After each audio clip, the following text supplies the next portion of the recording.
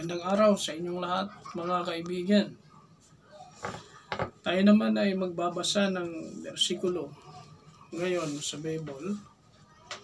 Importante naman ito ay pagtuunan naman natin ng pansin ang espiritual na mga bagay, lalo't sa mga panahon ngayon.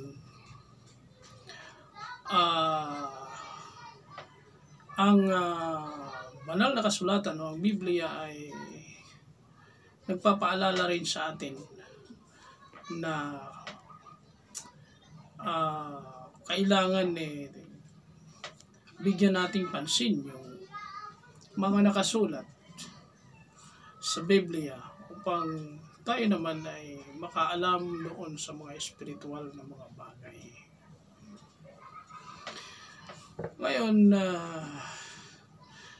ang nakita ko dito sa Bible ng aking buklatin, nabasa ko itong Mika sa parte ng Old Testament.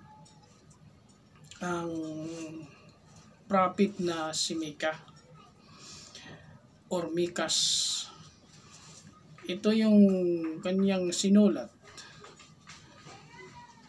mula sa salita ng Panginoong Yahweh. Sa Kapitulo 3 ng Mikas at ang talata ay 11, ito ang ating mababasa.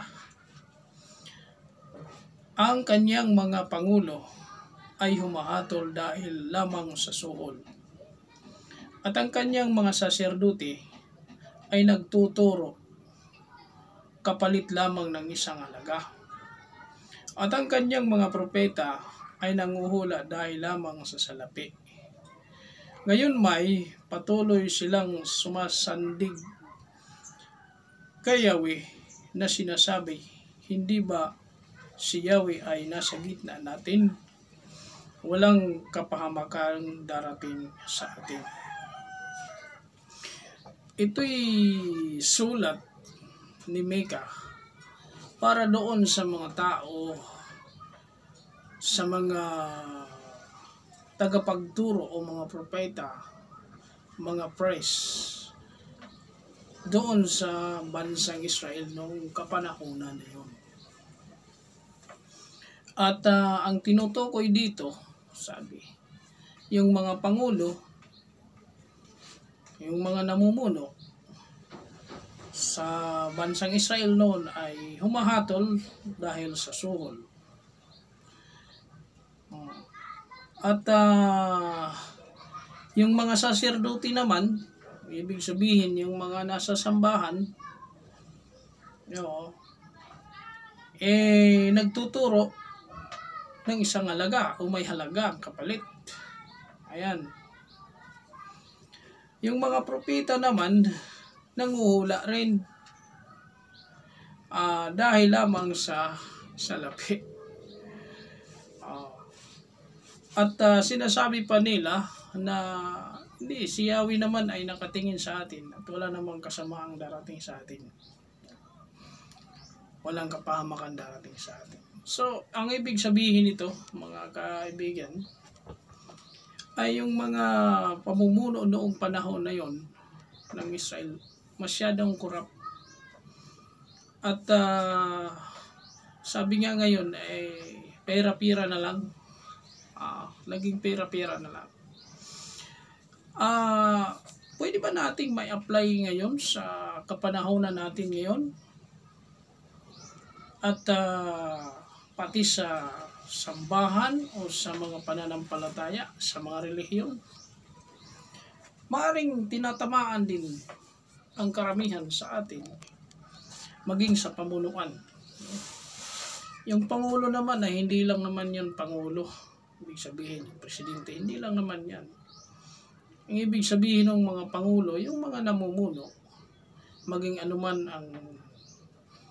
ang departamento, may mga corruption para noon sa panahon na yan. Maging sa sambahan ng Jerusalem at maging sa mga espiritual na mga bagay, yung mga tagapagturo ng salita ng Diyos, sabi, ay pira-pira na rin.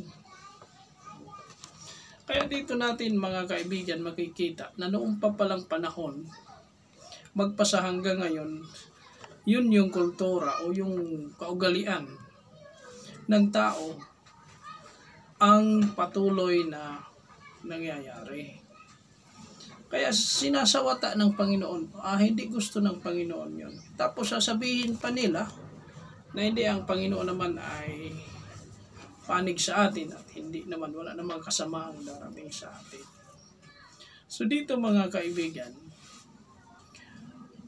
ang buong akala ng mga gumagawa ng mga gayon, yung mga humihingi o nakikinabang sa pamumuno sa pamagitan ng suhol, no? Magpapalabas ng justice o ng hustisya, pero may kapalit na suhol o bribe money, yan ay karimari-mari sa paningin ng Panginoon. At lalo na yung mga nasa tagapagturo ng salita ng Diyos na sinasabi nila na may kaakibat na halaga. Hindi makapagturo kung walang bayad. Hindi makapanalangin ang namumuno kung walang bayad. O kahit na anong ang gawin mo, kahit anong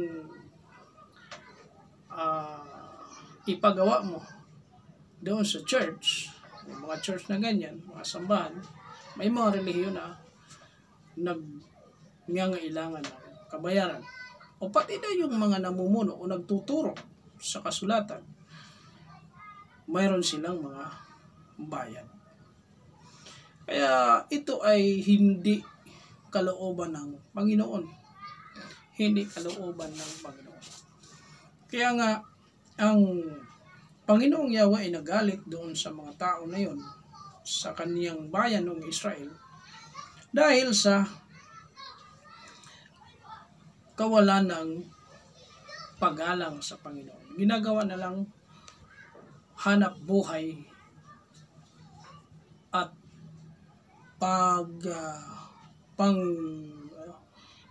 suhol yung mga ginagawa nila. Pira ang kapakinabangan. May pakinabang sa kanilang kabuhayan. Kaya dito mga kaibigan, lalo na dito sa ating panahon, sa pangrelihiyon, ay napakarami ang mga gumagawa ng mga bagay na yan. Pero sa panahon ng mga apostol, at ngayon sa kapanahonan natin yan, na hindi yan itinuturo ng ating mga apostol, kundi bagkus ay ang pagsunod natin sa kalooban ng Panginoon, ang Panginoong Hesukristo o Yahshua Messiah, ay may kaakibat yan na sakripisyo. Ito ang sabi niya ni Apostol Saulo o ni Apostol Paul. Meron siyang sinasabi dito sa 2 Korinto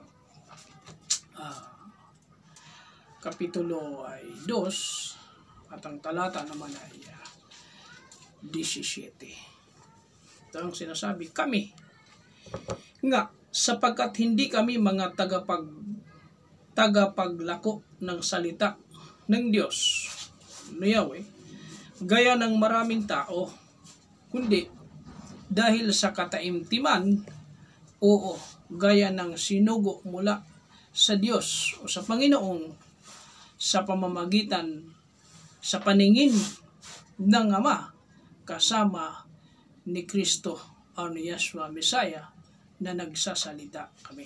Sabi ni Apostol Pablo, sa kanilang gawain ay hindi nila ipinaglalako ang salita ng Panginoon, ng Diyos. Ang sabi, hindi nila pinababayaran. Wala silang hinihinging kabayaran o kapalit o sahod o sweldo doon sa kanilang ginagawa, sapagkat sabi nila ay ito ay salita ng Panginoon. At hindi dapat. Kaya mayroon minsan, may mga taong nagsasalita. Kinukuha sa Biblia, kaligtasan daw, kaligtasan. Tapos maya-maya mayroong ipalilibot na asibot, yung parang lalagyan ng pera o sobre kaya, at lilikomin yun. Ibig sabihin yan may bayad. Hindi yan pinahihintulot ng ating Panginoon. Hindi yan pinahihintulot. At lalo na sa kung tayo ay masidhing sumusunod sa kanyang kalooban. Kaya si Apostol Saul, si Apostol Pablo, at ang mga tagapagturo ngayon ay medyo iba. Hindi nagkakaayon, hindi parihas. Kasi si Apostol Pablo, ayon sa kanya, siya ay gumagawa sa kanyang mga kamay para sa kanyang sarili at hindi siya umaasa doon sa mga bigay ng kapatid. Hindi niya gusto yun. Ang kanyang gusto, siya ay gagawa ng kabuhayan at the same time siya ay nagangaral ng salita ng Panginoon sa kanyang pagpapakita bilang isang halimbawa doon sa mga mangangaral dapat ng salita ng Panginoon hanggang ngayon sa panahon ngayon. Kaya dito mga kaibigan, makikita natin yung kaibahan. Yung kaibahan sa mga taong nagsasalita ng salita daw ng Diyos, ng Panginoon, pero may kaakibat na bayan o may kaakibat na malalaking mga sweldo. Kaya dito mga kaibigan, hindi yung paglilingkod. Kasi yung paglilingkod, hindi ka kailangan pagbayaran. Wala kang bayad, dapat mamuhay ka sa iyong sarili at maglingkod ka, mangaral ka sa Panginoon nang wala kang hinihinging kapalit na pera. Sapagkat kung mayroon kang kapalit na pera, ano ang sabi ni Isaiah, ni Micah, nangangaral ng dahil sa pera. Kaya si Apostol Pablo, sabi niya, hindi niya pinangangalakal ang salita ng Panginoon. Diba? Yung pinangangalakal, ibig sabihin, ang kapalit niyan, pera. May kapakinabangan. Ang iba, gustong magpastor, gustong magministro, gustong magpari. Bakit? Kasi para gumanda ang buhay dito sa sanlibutan. Maging magaan ang kanilang buhay. Pero hindi yan ang kalooban ng Panginoon. Ang totoong nagsusunod, ang totoong nangangaral ng Panginoon ay ibinibigay. Sabi nga ng Panginoon, ibigay mo ng walang bayad. Dahil ang aral ng Panginoon ay hindi binabayaran yan. Hindi yan nakukuha sa kabayaran ng pera o ano pa mang klaseng kabayaran, kundi yan ay ating ginagawa para maipahayag natin ang salita ng Panginoon na para purihin ang Panginoon. Bigyan lugod, sumunod sa kanyang kalooban nang walang inaasahan na material na bagay o kapalit. Pera man yan. Yan lang mga kaibigan, 2 bersikulo ang ating binasa, maiksi lang, upang tayo ay palaging maalala natin yung salita ng Panginoon at maikumpara natin yung mga mangangaral na kung saan ay hindi makapangaral kung walang kapalit na salapi o malaking income o kinikita mula sa salita ng Diyos. Yan ay pinagbabawal sa ating Panginoon. Magandang araw sa inyong lahat.